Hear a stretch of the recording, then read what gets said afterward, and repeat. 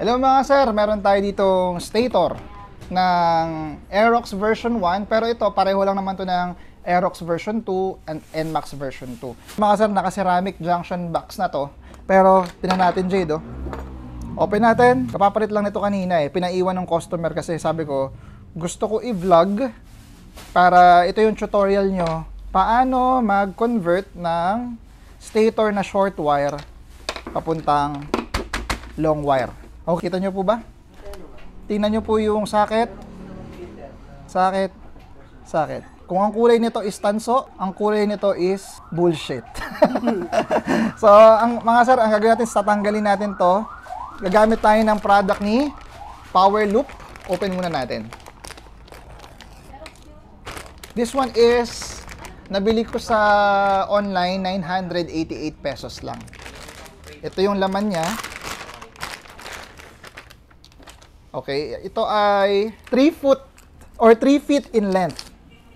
Ayan, may branding pa, oh. Power Loop na nakalagay, oh. Power Loop.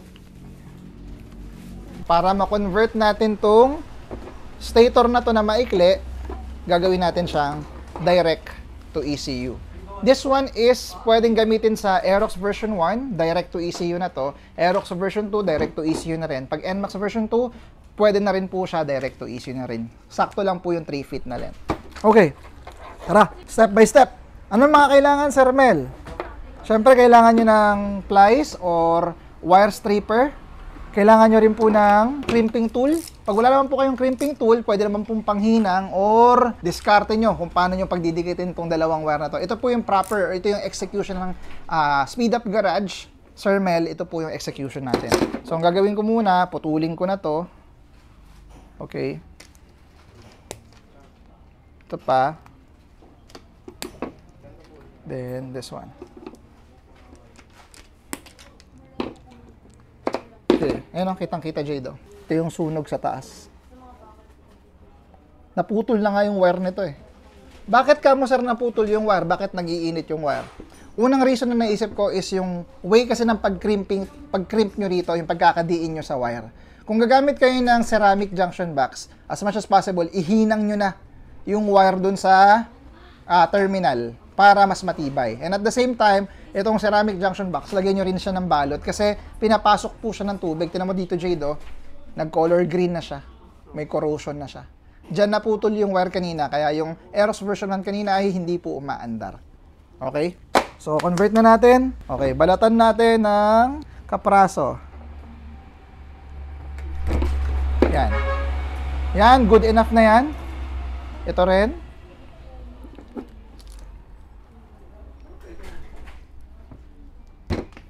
Last but not the least is this one.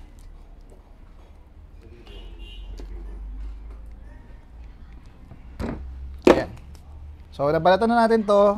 Itong kabilang end, babalatan din po natin yan. Ito mga sir, yung tinatawag natin ng mga bullet or bat pala. Bat connector. Puwet. B-U-T-T. Kasama na to dito sa power loop. 5 pieces to. Para yung dalawa extra pag tatanga-tanga kayo. So, yan mga sir. Ito naman po, ilalagay ko rin sa description yung link. Ang tawag naman dito is HX60 na crimping tool. So, lagay natin to dito. Kailangan nyo ng isang extrang kamay. So, ikaw, Suset, hawakan mo to dito. So, ayan. Okay. Then, ito, shoot ko lang dito. Then, itong HS16, dito tayo titira sa pangalawa. So, merong unang groove yan. Dito tayo titira sa pangalawa. Okay. Pakita natin. Okay. Sabi nung ibang tao, Sir Mel, ba't di mo nalang ihinang? Ang crimping tool, pag tama po yung execution mga sir, matibay po yan. Hindi nyo po matatanggal. Pero kung as security and safety, gusto nyo gumamit ng panghinang, pwede rin naman. What I recommend is 100 watts na panghinang. Pag wala kayo na mabiling ganitong crimping tool, low budget kayo, as much as possible, panghinang pero 100 watts. Meron pa nga mas malaki dyan eh, yung tatay niya. Ayan o, 150 watts. Ito, tatay namin dito, ayan. Tanggol, tatay tanggol. 150 watts. Okay, next. Lagyan ulit natin. Yan, hawak mo ulit sa set.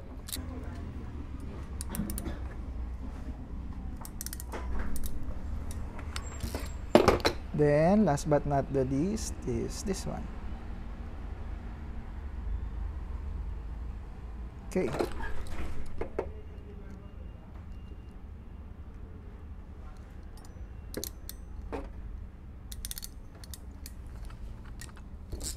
Okay, so tapos na yung sa stator side.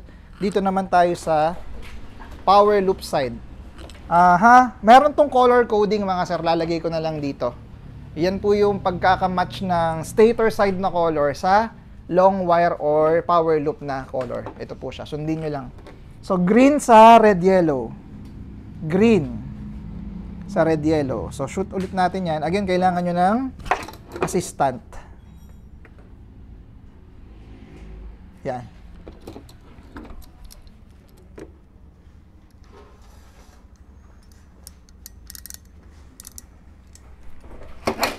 Okay, next is red, blue sa white. Red, blue sa white. Okay. Iwalay mo ito ng onte, baba mo yan.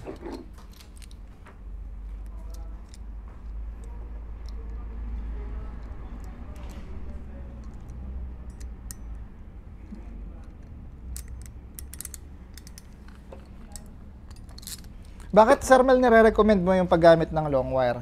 One of the problems kasi ng mga V1 and V2, yung wire ng stator is 5.5 mm. Yung kapal nito mga sir is 5.5 mm. Ito, yung kapal nito. Tapos mapapansin nyo, dun sa socket nyo sa kabilang side, manipis yung wire nun. Kaya minsan ang nangyayari, nasusunog po yung socket because of the difference in wire gauge. Bukod sa socket nyo na lumuluwang katagalan, yung socket nyo lumuluwang yan, yung difference ng 5.5 mm, kabila naman 3.5 mm, mag-iinit po talaga yung wire saka yung socket. Kabilang side po is 5.5 mm din. So makikita nyo mga sir, yung kapal ng wire, parehong-pareho po yan. Yan. So dito tayo. Yan. Op. Yan. Aha, ayoko nang nakaganyan. Yan. Yan, very good.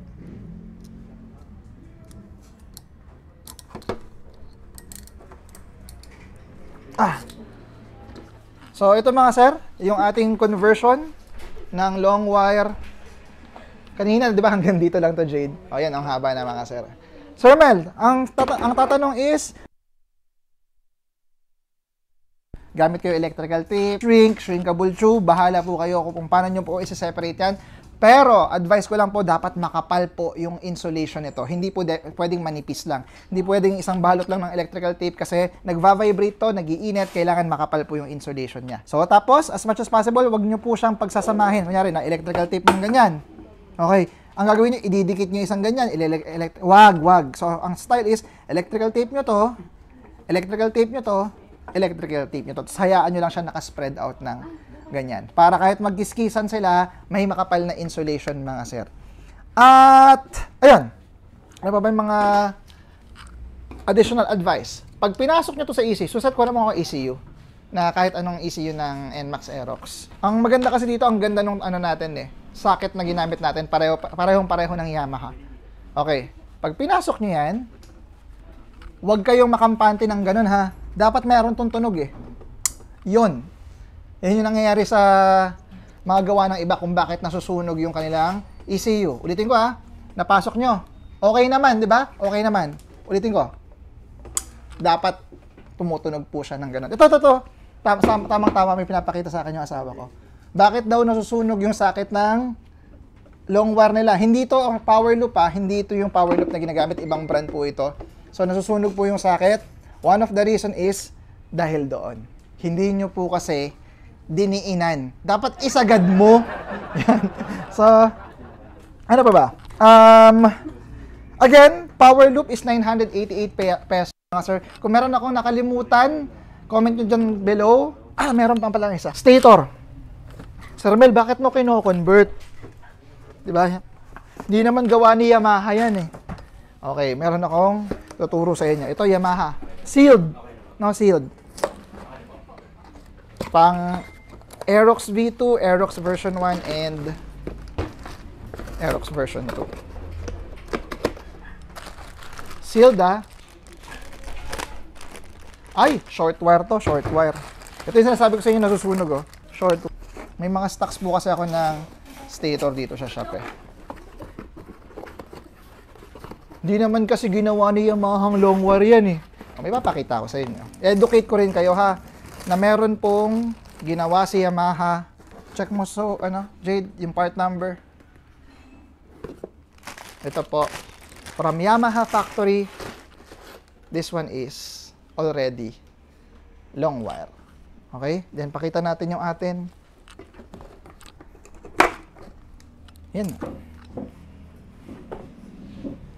Di abot. Sayang, di ako matangkad eh. Okay. Ayan mga sir. Pareho ng mas mahaba pa nga yung atin ng konti. So that's it mga sir. Sana may natutunan kayo for today. Doon sa mga gusto mag-DIY ng Longwire nila, follow nyo lang instruction. Doon naman sa mga mekaniko and shop owners, order na kayo ng power loop. May wholesale price niyan, di ba?